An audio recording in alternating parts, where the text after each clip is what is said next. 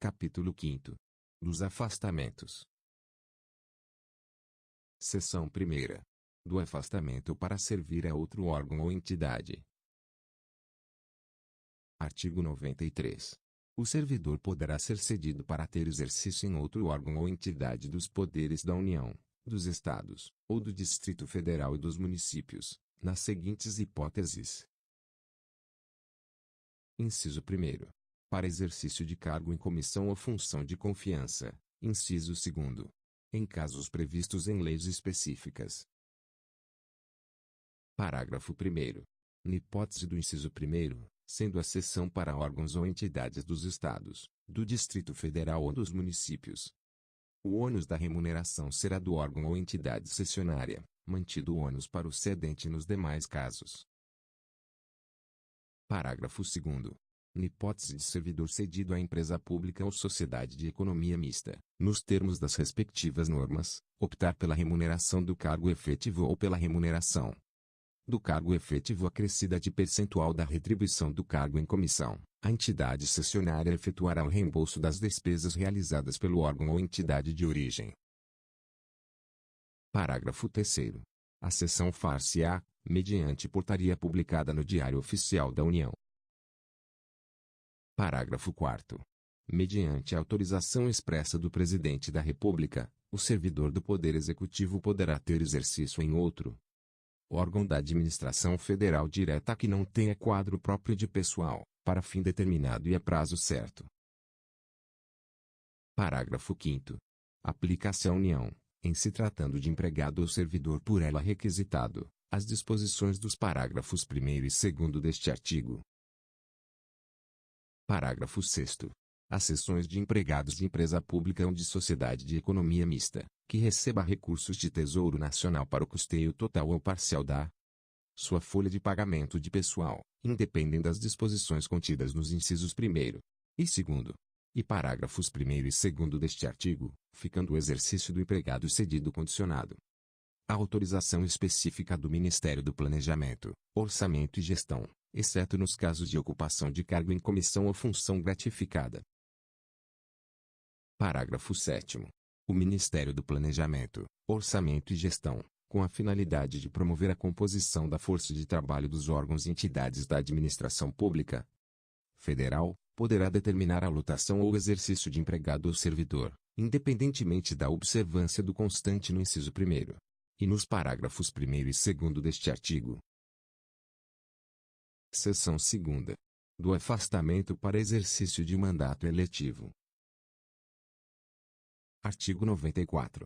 Ao servidor investido em mandato eletivo aplicam-se as seguintes disposições. Inciso 1º. Tratando-se de mandato federal, estadual ou distrital, ficará afastado do cargo. Inciso 2º. Investido no mandato de prefeito, será afastado do cargo, sendo-lhe facultado optar pela sua remuneração. Inciso 3º. Investido no mandato de vereador.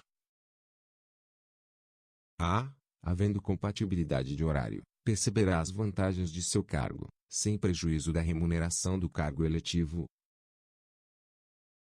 B. Não havendo compatibilidade de horário, será afastado do cargo, sendo-lhe facultado optar pela sua remuneração. Parágrafo 1º. No caso de afastamento do cargo, o servidor contribuirá para a Seguridade Social como se em exercício estivesse. Parágrafo 2º. O servidor investido em mandato eletivo ou classista não poderá ser removido ou redistribuído de ofício para a localidade diversa daquela onde exerce o mandato. Seção 3ª. Do afastamento para estudo ou missão no exterior. Artigo 95. O servidor não poderá ausentar-se do país para estudo ou missão oficial, sem autorização do Presidente da República, Presidente dos órgãos do Poder Legislativo e Presidente do Supremo Tribunal Federal. Parágrafo 1º. A ausência não excederá 4 anos, e fim da missão ou estudo, somente decorrido igual período, será permitida nova ausência. Parágrafo 2º.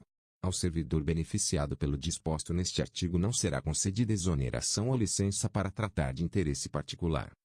Antes de decorrido período igual ao do afastamento, ressalvada a hipótese de ressarcimento da despesa havida com seu afastamento. Parágrafo 3º. O disposto neste artigo não se aplica aos servidores da carreira diplomática. Parágrafo 4º. As hipóteses, condições e formas para autorização de que trata este artigo, inclusive no que se refere à remuneração do servidor, serão disciplinadas em regulamento. Artigo 96.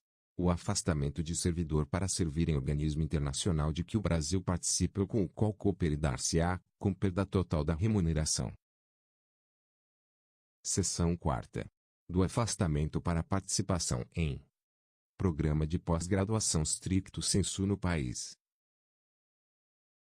Artigo 96-A. O servidor poderá, no interesse da administração, e desde que a participação não possa ocorrer simultaneamente com o exercício do cargo ou mediante compensação de horário, afastar-se do exercício do cargo efetivo, com a respectiva remuneração, para participar em programa de pós-graduação stricto sensu em instituição de ensino superior no país. Parágrafo 1º. Ato do dirigente máximo do órgão ou entidade definirá, em conformidade com a legislação vigente, os programas de capacitação e os critérios para participação em programas de pós-graduação no país, com ou sem afastamento do servidor, que serão avaliados por um comitê constituído para este fim. Parágrafo 2º.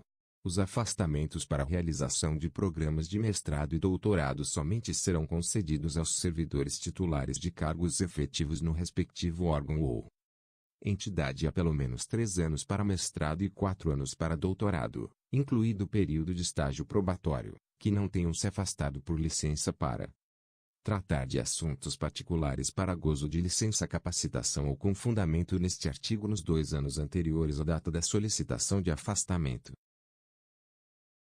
Parágrafo 3º. Os afastamentos para a realização de programas de pós-doutorado somente serão concedidos aos servidores titulares de cargos efetivo no respectivo órgão ou entidade há pelo menos 4 anos, incluído período de estágio probatório, e que não tenham se afastado por licença para tratar de assuntos particulares ou com fundamento neste artigo, nos 4 anos anteriores à data da solicitação de afastamento. Parágrafo 4º. Os servidores beneficiados pelos afastamentos previstos nos parágrafos 1º, 2º e 3º deste artigo terão que permanecer no exercício de suas funções após o seu retorno por um período igual ao do afastamento concedido. Parágrafo 5º. Caso o servidor venha a solicitar exoneração do cargo ou aposentadoria, antes de cumprido o período de permanência previsto no parágrafo 4º deste artigo, deverá ressarcir o órgão ou entidade, na forma do artigo 47 da Lei nº 8.112, de 11 de dezembro de 1990, dos gastos com seu aperfeiçoamento. Parágrafo 6º. Caso o servidor não obtenha o título ou grau que justificou seu afastamento no período previsto, aplica-se o disposto no parágrafo 5º deste artigo, salvo na hipótese comprovada de força maior ou de caso fortuito, a critério do dirigente máximo do órgão ou entidade. Parágrafo 7º. Aplica-se a participação em programa de pós-graduação no exterior, autorizado nos termos do artigo 95 desta lei, o disposto nos parágrafos 1º a 6º deste artigo.